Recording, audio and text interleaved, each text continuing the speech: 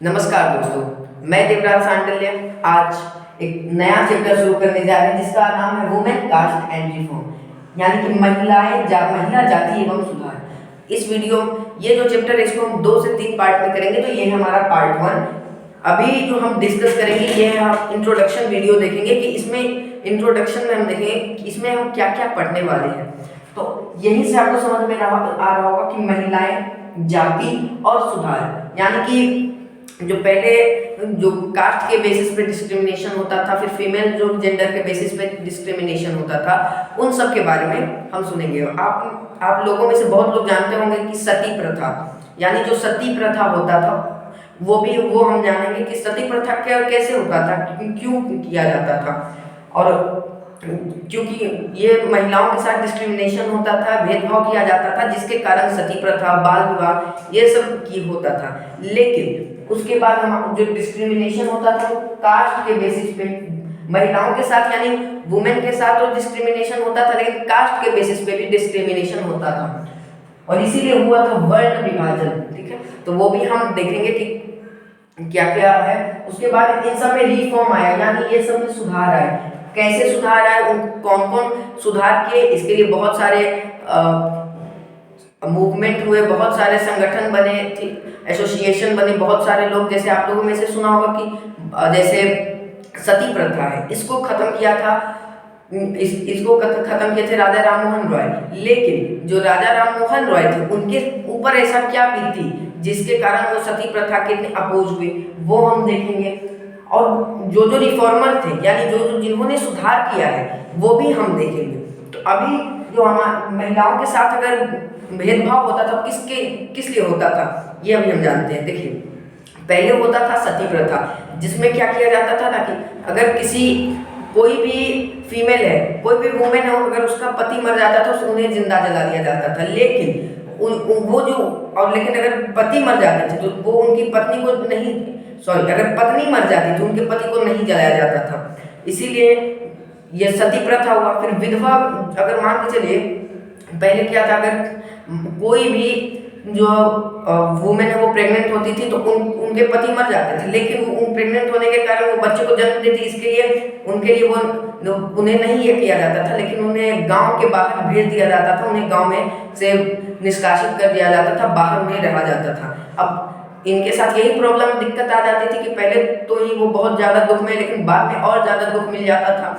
इसीलिए वो जो सती प्रथा होता था, जो उन्हें जिंदा बाहर रखा जाता था, रखा जाता था गांव से। लेकिन क्या किया जाता था कि जब वो विधवा हो जाती थी तो उनके बाद उनको पुनर्विवाह नहीं किया जाता था, वो दोबारा विवाह नहीं कर सकती थी, जिनके कारण वहाँ फिर से आया विधवा पुनर्विवाह आया पॉलिसी। उसके बाद जो जितने भी छोटे छोटे बच्चियां होती थी, महिला जो छोटे छोटे होती थी, उन सभी का विवाह किया जाता था, यानी वो चाइल्ड मैरिज हो जाता था। अब दिक्कत यही आती थी कि जो भी अगर फीमेल है वो होती थी 8 से 10 साल के बीच में, और जो भी मेल होते थे वो 20, 30, 40 साल इस तरीके से होते थे, जिसके लिए जो भी ये रहते थे ये तो हो जाता था बूढ़ा और ये बच्ची, और जिसके कारण ये पहले टपकेंगे और ये बाद में, इसीलिए इनको जिंदा जला दिया जाता था। तो वही ये इसी से हुआ है, चाइल्ड मैरिज भी ये हो गया। अब होता है हमारा वर्ण विभाजन, तो इससे ये जो है कास्ट, यानी कास्ट सिस्टम, उस समय मतलब जो है ना कि क्या होता था। देखिए, जो पहले जो कास्ट थे वो 4 भागों में विभाजित थे। पहला ब्राह्मण, क्षत्रिय, वैश्य और शूद्र। अब इन चारों में क्या होता था, क्योंकि जो ब्राह्मण अपर लेवल के, यानी जो शिक्षा को जो भी अगर पहले, जैसे अगर आज से आप बहुत साल पहले जाएं तो उसमें क्या होता था कि जो भी अगर शिक्षा ग्रहण करना चाहता था वो ब्राह्मण हो जाता था, और जो युद्ध करता था वो क्षत्रिय, और जो खेती करता था वो वैश्य हो जाता था, और बाकी जो साफ सफाई करते थे वो शूद्र हो जाते थे। लेकिन अगर आज से 200 साल से पहले अगर आप जाएं तो उस समय जो वर्ण विभाजन था, अगर उस समय जो शूद्र हैं वो पढ़ना चाहते हैं तो वो हो जाते थे ब्राह्मण, लेकिन उनके मान के चलिए उनके जो पिता है वो शूद्र हैं, उनको साफ सफाई में मन लगता है, लेकिन उनका जो बेटा है उनको पढ़ाई लिखाई में ये होता था, इसलिए वो ब्राह्मण हो जाते थे। और जैसे क्या होता था कि क्षत्रिय में सब राजा महाराजा भी आते थे, तो यहाँ पर ब्राह्मण और जो भी क्षत्रिय वर्ण के लोग होते थे वो क्या करते थे कि वो दोनों आपस में लड़ा, मतलब क्या कहूँ, जैसे देखिए मान के चलिए अगर जो ब्राह्मण के बेटे हैं तो उनको अगर हम खेती करने में आ गए तो वो वैश्य हो गए, अब खेती करने लगे तो वैश्य हो गए। तो उनमें क्या होता था कि अब वो नहीं चाहते थे कि, वो तो चाहते कि मेरा बच्चा पढ़े, लेकिन वो हो गया वैश्य, तो इसके लिए वो तो नीचे चला गया ब्राह्मण का बेटा। लेकिन जो भी वैश्यूद्र था उसका बेटा अगर ऊपर जा रहा है तो उनको खुशी मिल रही थी और इनको दुख। इसके इसी के बेसिस पे कास्ट के बेसिस पे डिस्क्रिमिनेशन यानी भेदभाव होने लगा। तो यही यही सर्कल चलते आ रहा था, पहले अलग था लेकिन बाद में इसको बदल दिया गया। कैसे बदल दिया गया, फिर क्या हो गया वो हम देखेंगे। अब देखिए किस तरीके से वर्ण विभाजित था। आपका जो मानव शरीर है, ये जो मान के चलिए आपका शरीर है, उसमें क्या किया जाता था ना, ये जो सर है यहाँ से यहाँ तक, इसको ब्राह्मण माना जाता था। क्यों? क्योंकि आप जो भी पढ़ते हो वो सब आपके ब्रेन में, आपके दिमाग में, आपके मस्तिष्क में रहता है। और जो युद्ध करते थे उनको भुजा माना जाता था यहाँ से, ये यहाँ से। क्योंकि आपने सुना होगा कि कोई भी क्षत्रिय होते थे वो पीठ पे कभी वार नहीं करते थे, कभी भी मारे नहीं जाते थे, वो हमेशा सीने पे वार करते थे, सीने पे वार करते थे और सीने पे वार खाते भी थे। और हाथ भुजाओं से लड़ते थे, उनकी भुजा में बहुत ताकत होती थी जिसके कारण उन्हें यह भुजा और सीना माना जाता था। फिर आता है जो जैसे किसान लोग हो गए, तो किसान लोग क्या करते थे, वो वैश्य में आ गए, तो वो पेट का पालन करते थे, इसके लिए उनको पेट माना गया। और जो जैसे कि मान के चलिए जो इन सभी की सेवा करते थे, जो साफ सफाई करते थे, जो काम धंधा करते थे, जो बोझा ढोते थे, वो जो है वो उनको पैर माना जाता था। ठीक है, अब वो जैसे उनको पैर माना जाता था, इसीलिए वो यही इस तरीके से आपके शरीर से वो मतलब बांटा गया था कि किस तरीके से होता है। लेकिन जब डिस्क्रिमिनेशन होने लगा, ब्राह्मण के बीच में भेदभाव होने लगा, तो इसी मतलब वो ऊपर चले जाते थे, जो लोअर कास्ट था ऊपर और अपर कास्ट वाले लोअर कास्ट में चले जा रहे थे। इसके बीच में हुआ जैसे कि डिवाइड, मतलब वो उस सिस्टम को बदल दिए। अब देखिए उस सिस्टम में कैसे बदलाव आया, जो बदलाव आया वो किसके बेसिस पे आया। जैसे देखिए अगर उस समय जो जिस तरीके से मतलब ये था, आप जो कह सकते हो कि उस समय की जो बात आप करते हो तो उस समय इस तरीके दूसरे तरीके से था। लेकिन अब क्या हो गया, जो भी ब्राह्मण है, जो भी क्या है, जो भी ब्राह्मण है, उनका बेटा भी, उनको भी पढ़ना पड़ेगा, वो भी ब्राह्मण रहेंगे। और जो क्षत्रिय, उनको भी क्षत्रिय मतलब जो शूद्र अति शूद्र रहते थे, उन सब के साथ डिस्क्रिमिनेशन यहाँ पर होने लगा। इसलिए एग्जाम में आता है आपका एक इस तरीके से ट्रायंगल में आपका आता है। तो पहले है शूद्र, देखिए पहले तो हो गया हमारा शूद्र हो गए, दूसरा हमारा हो जाते थे शूद्र हो गए, और दूसरे हमारे होते थे वैश्य, तीसरा हमारा हो जाता था क्षत्रिय, और चौथा हमारे हो जाते थे ब्राह्मण। अब देखिए क्या होता था, जो भी ब्राह्मण होते थे वो अब उनका बेटा भी पढ़ेगा, यानी इनके साथ डिस्क्रिमिनेशन होगा, अब इनके साथ भेदभाव होने लगेगा। इसीलिए यहाँ पर कास्ट के बेसिस पे डिस्क्रिमिनेशन होगा। और ये जो डिस्क्रिमिनेशन आया उसको कैसे सुधारा गया वो भी हम देखेंगे। तो ये आपको इंट्रोडक्शन समझ में आया होगा। अब हम नेक्स्ट साइड में देखेंगे कि हम कुछ, देखिए ये जो चैप्टर है उसमें हम क्या करेंगे ना कि टॉपिक बाय टॉपिक नहीं चलेंगे, किस तरीके से क्वेश्चन आता है उसके नोट्स को समझाते हम आपको जाएंगे। तो वो हम नेक्स्ट टाइम में करेंगे, क्योंकि अभी यहाँ पर अगर लिखने लगे तो आपको देरी होगी, इसलिए हम लिख के आपको समझाएंगे। तो अभी तक ये जो है ये था, ये आपका आ जाता है। दो तरीके के आपने साइकिल पढ़े होंगे, ये मतलब दो तरीके से ट्रायंगल में पढ़ा होगा। एक आपने सिविक्स में पढ़ा होगा, तो सिविक्स में आप सुप्रीम, जैसे उसमें आपने क्या पढ़ा था कि उसमें आपने कोर्ट के बारे में पढ़ा था। ऊपर वाला सुप्रीम कोर्ट हो जाता था, नीचे वाला हाई कोर्ट हो जाता था। यहाँ पर डिस्ट्रिक्ट, जो नीचे वाला होता था वो डिस्ट्रिक्ट कोर्ट हो जाता था। इसीलिए ये तीन तरीके के थे। अब हम ये अलग है और ये अलग है, ठीक है। यहाँ पर अब कोर्ट के बेसिस पे पूछता है, और इधर एग्जाम में क्लास 8 वाले एग्जाम में आपको पूछता है तो जो वर्ण विभाजन है उसके बेसिस पे पूछता है, ठीक है। तो अभी हम नेक्स्ट साइड में ये महिला जाति एवं सुधार का ही जो है वुमेन कास्ट एंड रिफॉर्म वाला चैप्टर है, उसी का जो इंट्रोडक्शन अभी हम देखें, और धीरे धीरे हम इसके आगे बढ़ते जाएंगे।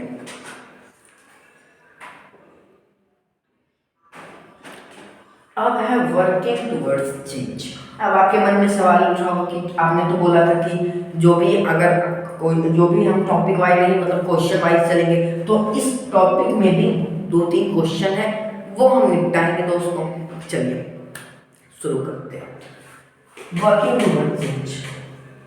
यहाँ पर ancient time period of India there was many superstitious. देखिए जब आप अगर पहले जाते हैं बहुत पहले, सुपरस्टिशियस का यहाँ मतलब है अंधविश्वास, ठीक है, अंधविश्वास।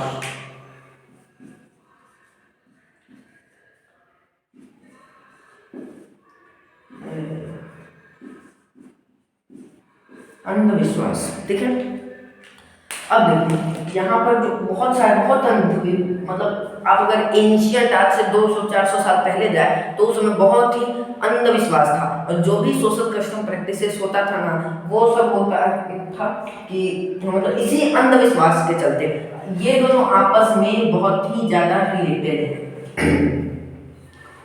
अब देखिए ये आपका बहुत इम्पोर्टेंट है। अगर आपसे पूछा जाए कि ये सब अगर आपसे पूछा जाए कि किस तरीके से जो डिबेट्स होते थे आगे हम आपको समझाएंगे, तो आप देखिए एंशियंट टाइम पीरियड में बहुत इंडिया में बहुत सारे सुपरस्टिशियस थे। अब इसके लिए क्या होता था ना, सुपरस्टिशियस यानी अंधविश्वास के लिए हमेशा डिबेट चलते रहता था, वाद विवाद होते रहता था, जिसके लिए सोशल कस्टम प्रैक्टिसेस यानी फॉर वुमेन्स के लिए होता था। वाई आपके मन में सवाल उठा होगा क्यों, इसका जवाब हम आपको जब इंट्रोडक्शन हम बता रहे थे तो क्यों होता है, वो हम इसी अंधविश्वास के चलते होता है, और भी बाकी हम आपको इंट्रोडक्शन में इसके पहले हम बता चुके थे। अब देखो इससे कनेक्ट करो, अगर आपसे पूछा जाए कि डिबेट क्यों होता था सोशल कस्टम प्रैक्टिसेस के लिए, तो आप लिख सकते हो in ancient time period of India there were many superstitions, और इसके लिए डिबेट्स होता था। क्यों होता था, तो सोशल कस्टम प्रैक्टिसेस होते थे वुमेन के लिए। हम यहाँ पर आपको पॉइंट बाय पॉइंट लिख रहे हैं, आप खुद से इसको अगर सेंटेंस में बना के लिखना चाहते हो तो लिख लेना। तो क्यों होते थे वुमेन के लिए। अब वहाँ पर अगर आपसे क्वेश्चन आए तो आप लिख सकते हो इसी क्वेश्चन में कि डिबेट्स क्यों होते हैं, तो कस्टम प्रैक्टिसेस में एग्जांपल में ये लिख सकते हो ये तीनों। लेकिन अगर आपसे social custom right the name of social custom practices, 2 question यहीं से आपका आ रहा है एग्जाम में, 2 क्वेश्चन यहीं से बन गया। तो यहाँ पर सती हो जाता था, सती प्रथा, दूसरा चाइल्ड मैरिज, तीसरा विडोई मैरिज। ये एक मिनट, हाँ सही जा रहा है, लेफ्ट से लिखने की प्रैक्टिस कर रहे थे। ये चाइल्ड मैरिज जो है वो ये चाइल्ड मैरिज और विडोई मैरिज और सती, ये 3 तरह के सोशल कस्टम प्रैक्टिसेस थे, और ये बैड प्रैक्टिसेस थे। कैसे थे, ये बैड प्रैक्टिसेस थे, ठीक है। तो अभी हम जाना ये, लेकिन मैंने आपको बताया था यहाँ पर एक शब्द है रिफॉर्म यानी सुधार, लेकिन ये सुधार हुआ कैसे, ठीक है, ये सुधार हुआ कैसे ये हम अभी जानेंगे। और मतलब सुधार तो आप जानेंगे कि किस तरीके से हुआ, लेकिन अभी आपके मन में सवाल उठ रहा होगा कि ये जो सुधार है ये किया किसने, सुधार को किया किसने। तो चलिए अभी हम देखते हैं। अब जैसे रिफॉर्मर का नाम अगर आप लेते हो तो रिफॉर्मर का नाम अगर आप लेते हो तो बहुत सारे रिफॉर्मर हैं, 1-2 रिफॉर्मर नहीं है।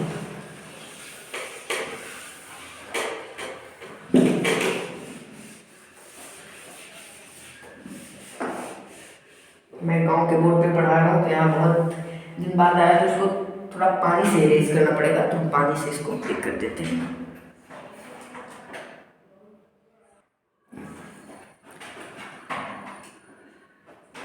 तो अभी हम देखेंगे रिफॉर्मर्स के नाम, क्योंकि मैंने आपको बताया था कि रिफॉर्मर्स कौन थे, तो आपसे क्वेश्चन आ सकता है रिफॉर्मर्स।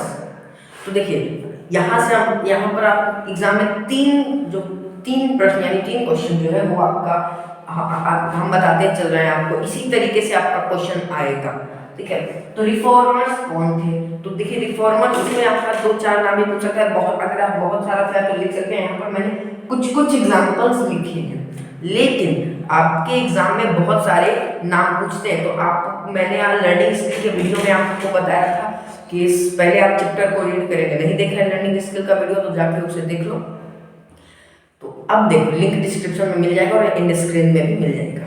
अब देखो ये जो है ना कि आप अगर चैप्टर रीड करते हो तो चैप्टर रीड आपने किया होगा तो उसमें जैसे मैंने श्री नारायण गुरु का नाम छोड़ दिया है, स्वामीनाथ जो है उनका नाम छोड़ दिया है, तो बहुत सारे नाम छोड़ दिया है इसी, क्योंकि आप चैप्टर रीड करोगे वहाँ से लिखोगे। यहाँ पर भीमराव बाबा साहेब अम्बेडकर का नाम हमने छोड़ दिया है। तो देखिए राजा राम, सबसे पहले रिफॉर्मर्स का नाम है, अगर आप राजा राम मोहन रॉय, ठीक है, रिफॉर्मर्स में आपके सबसे पहले आ रहे हैं, मैं लिखा है यहाँ पर राजा राम मोहन रॉय। क्या क्या किए हैं ये भी हम देखेंगे। इनका तो आप जानते हो सती प्रथा, स्वामी दयानंद सरस्वती, फिर ईश्वर चंद्र विद्यासागर, पंडिता रमाबाई, ज्योतिराव फुले। कितने नाम हुए अभी तक? 1 2 5 नाम अभी तक हो चुके हैं। कौन कौन अभी हमने देखा है? तो राजा राम मोहन रॉय, स्वामी दयानंद सरस्वती, ईश्वर चंद्र विद्यासागर, पंडिता रमाबाई और एक हमने देखा है ज्योतिराव फुले। और चैप्टर में आप रीड करोगे सारे नाम आपको लिखने हैं, सब कुछ आपको पढ़ के याद कर लेने हैं, क्योंकि एग्जाम में आपका रिफॉर्मर्स का नाम पूछता है। अगर मान के चलो यही आपसे पूछ दे what is sati, what is sati, sati प्रथा क्या है, व्हाट इज सती, तो सती प्रथा अगर आप लिखोगे तो इसमें क्या होता है, ठीक है, ये भी अभी हम बता देते हैं क्या होता है। तो देखिए सती प्रथा में हम आपको शुरू में बताए हैं इफ एनी कोई भी वुमेन के एनी वुमेन्स हस्बैंड हस्बैंड, देखिए ग्रामर मिस्टेक हो, स्पेलिंग मिस्टेक हो तो माफ कीजिएगा। तो अब देखिए कोई भी वुमेन से अगर उसके हस्बैंड मर जाते हैं तो उनको जिंदा जला दिया जाता था, सोच लो। अब देखिए जलाने में बहुत सारी चीखें निकलती थी, ऐसा तो नहीं कि अगर आपका हाथ जल जाता है आप चीखने लगते हो, उस समय जिंदा जला दिया जाता था, सोचो कितना दर्द होता होगा। तो जब जला दिया जाता था तो आपको मतलब क्या दर्द होता होगा ये सोचो। तो उसी समय इतना ढोल नगाड़ा बजा देते थे, इतना ढोल नगाड़ा बजाते थे कि उसकी चीख ये करेगी। दूसरा क्या किया जाता है कि अगर वो भागने की कोशिश करेगी तो वहां पर मतलब दूर से लकड़ी या भाला ले लेते थे, घुरघुरती रहते थे, मतलब उनको धक्का देके वहीं पर ये किया जाता था ताकि वो ये हो जाए। तो कितना पेनफुल होता होगा। अब इसको रिफॉर्म किसने किया? मैं सिर्फ आपको बताऊंगा, लिखना आपको खुद है, ठीक है। अब इसका ये जो है ना सती प्रथा को रिफॉर्म किसने किया? तो सती प्रथा का it's reformed by Raja Ram Mohan Roy, RRMR, यानी Raja Ram Mohan Roy. It's reformed by RRMR।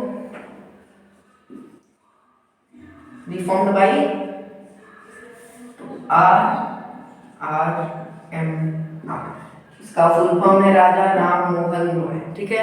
मैंने शॉर्ट फॉर्म बना के लिख दिया है, किसके द्वारा ये हुआ क्या? तो राजा राम मोहन रॉय। उसी तरीके से हम अभी सती प्रथा तो जाने, अब लेकिन अब आपके मन में एक सवाल उठ रहा होगा, आपने बहुत सारे ये के नाम सुने होंगे, बहुत सारे।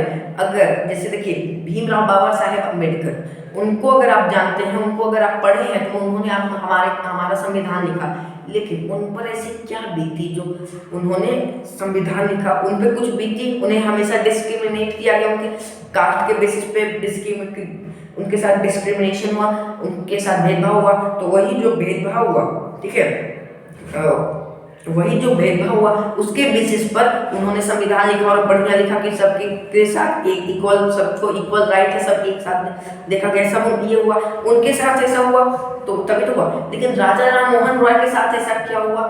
तो ये हुआ। तो देखिए ये आपके बुक में नहीं लिखा दिया गया है, इसलिए हम कहाँ नहीं लिखवा रहे। देखिए अगर ऐसा मतलब दिया रहता तो हम लिख देते, लेकिन अभी उनकी बात हम बताते हैं। जब क्या होता है ना, आज से नहीं, मतलब जब वो छोटे थे, तो जब वो 5 साल की उम्र में के थे तो उस समय उनकी जो माता जी थी तो वो उनका स्वर्गवास हो गया, यानी वो उनकी मृत्यु हो गई। अब वो उनकी जब मृत्यु हो गई तो अब वो क्या हुआ कि जब उनकी जब मृत्यु हो गई तो वो अब उनकी भाभी माँ थी, यानी वो उनके दो भाई थे, तो उनकी जो भाभी थी उन्हीं को वो माँ बुलाते थे, ठीक है। तो वो जो भाभी माँ उनकी थी, तो उन्होंने ही उनका पालन पोषण किया, जिसके कारण ये उन्हें भाभी माँ बुलाते थे। अब जिसके कारण हुआ यूँ कि मतलब अब 5 साल बाद 10 साल में जब उनके भैया की मर गई, तब क्या हुआ, तो उनके सामने जब उनके भैया मरे तो भैया के चिता के साथ उनकी भाभी माँ, भाभी को यानी जिनको वो माता कहते थे, उन भाभी माँ को उनके सामने जिंदा जला दिया गया। उसी समय वो कसम खा लिया कि कुछ जिएंगे, जीते जी हम कभी भी सती प्रथा नहीं होने देंगे, और शपथ खाई, और इसके लिए सती प्रथा को बैन किया गया। अब सती प्रथा को बैन करने के लिए उन्होंने क्या किया, सबसे पहले अगर राजा राममोहन रॉय के बारे में आप जानते तो पढ़े उनके लिए, उनको जो वो जो है वो एक लिंग्विस्ट है। लिंग्विस्ट का क्या मतलब होता है, तो लिंग्विस्ट का मतलब यही होता है कि जो तमाम भाषाओं का जानकार हो, ठीक है, बहुत सारी लैंग्वेज वो जानता हो। तो वो पर्शियन जानते थे, हिंदी संस्कृत वगैरह जानते थे, और अदर लैंग्वेज भी जानते थे। तो ये भी आपसे पूछा जाता है, तो वो आप लिख देंगे कि हिंदी, इंग्लिश, संस्कृत, फारसी, पर्शियन वो जानते थे।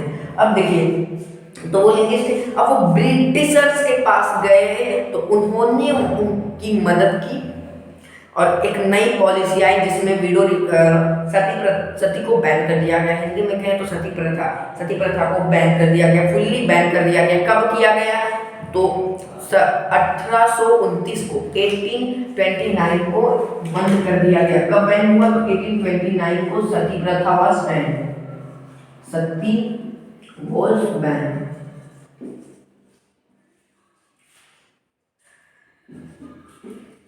इसी तारीख को 1829 को ये बैन हो गया।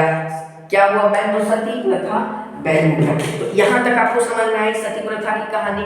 इसके रिफॉर्मर क्या थे, उन पर क्या गुजरी जिनके कारण वो सती प्रथा के खिलाफ हुए, ये तो आपने जान लिया। आई होप अभी आपको समझ में आ रहा होगा। अब ये तो है सती प्रथा। अब इसके बाद इससे क्वेश्चन कैसे आता है, जो सुनिए। सबसे पहला यही आपका क्वेश्चन पूछेगा, व्हेन, ये कब हुआ, तो ये हुआ था 1829 यानी 1829 में हुआ। कौन किया, यानी ये जो हमारे हैं राजा राममोहन रॉय, इन्होंने इस सती प्रथा को बैन किया। अब मदद ली, तो किससे मदद ली, तो वो ब्रिटिश से मदद लिए, क्रिश्चियन मिशनरी से मदद लिए। अब देखिए, ये जो राजा राममोहन रॉय थे, इन पे क्या बीती, तो ये हमने आपको बता ही दिया। अब आपका क्या, यहाँ से आपका 6-7 क्वेश्चन हो गया। देख सकते हैं कितने क्वेश्चन एक से बन रहे हैं, इसलिए हम आपको क्वेश्चन भी बताते चल रहे हैं, भले ही लिखवा ना रहे हो, आपको समझना है। आप हमको अपना 100% दीजिए, हम अपना आपको 100% देंगे। तो देखिए, अब यहाँ से और क्या क्वेश्चन उठेगा, और क्वेश्चन उठेगा कि ये इन्होंने रिफॉर्म लाया, तो कब लाया, तो इतने डेट हो गए। अब राजा राममोहन रॉय लिंग्विस्ट थे। अब वो कौन कौन सी भाषा जानते थे, तो हिंदी, पर्शियन, संस्कृत, इंग्लिश वगैरह, और भी ब्रिटिश लोग की जो भाषा थी वो सब ये जानते थे। तो ये तो आपको समझ में आ गया। अब हम जो हमारा अगला टॉपिक होगा, हम उसको जानेंगे। अगर आप चाहें तो इसका स्क्रीनशॉट ले सकते हैं। अब हम देखेंगे स्वामी दयानंद सरस्वती। नाम में ही माता सरस्वती का वास है। अब देखिए, पिछले में हमने देखा था कि जिस तरीके से जैसे पिछले में हमने देखा था सती प्रथा में, तो सती प्रथा बहुत इंपॉर्टेंट है, और ये भी देखा कि किस तरीके से उन पर बीती, तो वो सती प्रथा को ये की, क्योंकि जिस तरीके से कर्ण पर बीती थी ना, आपने महाभारत देखा होगा तो आपने कर्ण को देखा होगा। कर्ण पे कितनी बीती थी कि वो एक शूद्र था, ठीक है। जब शूद्र था तो वही जो वो हम जाति में भी देखेंगे कि वही जो शूद्र था उनके साथ कितना अन्याय हुआ, तो वही हम देखेंगे। क्योंकि जो पहले जो था ना, जाति कर्म के आधार पर विभाजित थी, लेकिन अब जाति धर्म के आधार पर विभाजित हो गई है। लेकिन अभी वो सब हम छोड़ते हैं। अभी यहाँ पर हम ईश्वर दयानंद सरस्वती के बारे में देखते हैं। स्वामी दयानंद सरस्वती, ईश्वर चंद्र विद्यासागर वो अलग है, मिस्टेक हो गई मुझसे, कोई बात। Founded Arya Samaj in 1875 for support window remarriage, ठीक है। स्वामी दयानंद सरस्वती, इन्होंने क्या किया, इन्होंने बनाया आर्य समाज। अब इन 1857। अब आपके मन में सवाल आ रहा होगा वाई, उसी के लिए तो हम बैठे हैं, ठीक है। यहाँ पर आपका सवाल आ रहा होगा वाई, क्यों उन्होंने आर्य समाज को बनाया? तो फॉर सपोर्ट विडो रीमैरिज, क्यों बनाया? विडो रीमैरिज को, यानी विधवा पुनर्विवाह को सपोर्ट करने के लिए। ये जो है ये हमारा लास्ट है, उसके बाद हम नेक्स्ट पार्ट में बाकी सब डिस्कस करेंगे। अब जो है ये है आपका यहाँ से बुक का लाइन है, ठीक है। ये the number of who actually remarried low, ठीक है, remarried low, those who married were not easily accepted in society, conservative group continued to oppose the new law। देखिए, जब इन्होंने आर्य समाज की स्थापना की, नए कानून वगैरह लाए, तो उस समय जो भी मतलब दरअसल जो भी विवाह करना चाहते थे, विधवा पुनर्विवाह, जो भी रीमैरिड होना चाहते थे, वो तो सबसे पहले वो जो भी मैरिड होना चाहते थे, वो उनकी क्वांटिटी क्या थी? वो थी एकदम लो। क्या थी? एकदम कम थी, एकदम लो थी। लेकिन अब क्या होता है, जब जो भी मैरिड होना चाहती थी, हमने लाल कलर से लिखा क्योंकि खतरे का निशान है, यहाँ पर खतरा हो भी रहा है, उनको इजीली एक्सेप्ट नहीं किया जाता है। आप अगर चाहो तो इन ये जो दो लाइन इसको भी रट लो, एकदम दिमाग में उतार लो, क्योंकि नहीं किया जाता था, ये भी आपसे एग्जाम में पूछा जाता है। और यहाँ से आपका क्वेश्चन आता है कि आर्य समाज की स्थापना कब हुई, किसने हुई, किसने किया और क्यों हुआ, ठीक है। विडो क्यों हुआ? तो स्वामी दयानंद। कब, किसने किया? स्वामी दयानंद सरस्वती। क्यों? तो विडो रीमैरिज के लिए कब? तो 1875 में, 1875 में। हाँ, accepted in society and continued opposed। अब देखिए, जो भी रीमैरिड हो जाती थी, जो भी फिर से रीमैरिड हो गई, उनको सोसाइटी में एक्सेप्ट नहीं किया जाता था। किसी जो भी रीमैरिड हो गए उनको सोसाइटी में एक्सेप्ट नहीं किया जाता था, आसानी से तो बिल्कुल नहीं किया जाता था सोसाइटी में। धीरे धीरे क्या हुआ ना कि जो न्यू लॉ था, इसके ग्रुप को एकदम वो अपोज करने लगे, उनकी विपरीत जाने लगे, ठीक है। तो ये था class 8 women caste and reform का चैप्टर, जो कि इस पार्ट 1 यहीं पे समाप्त होता है। इससे कोई भी डाउट हो तो आप कमेंट सेक्शन में पूछ सकते हैं। अब देखिए, यहाँ पर जो हमने ये हुआ है, जो भी हम यहाँ पर पढ़े हैं, उन सबको अभी हम रिकॉल करेंगे। लेकिन आपको 2 मिनट का टाइम है कि आप इसको पहले इसको रिकॉल कर लो, बाद में हम सबको रिकॉल करेंगे, ठीक है। तो अब देखिए, अभी हम 2 मिनट का टाइम देते हैं, हम नीचे झुक जाते हैं, नीचे बैठते हैं, आप इसको पढ़ लो, ठीक है।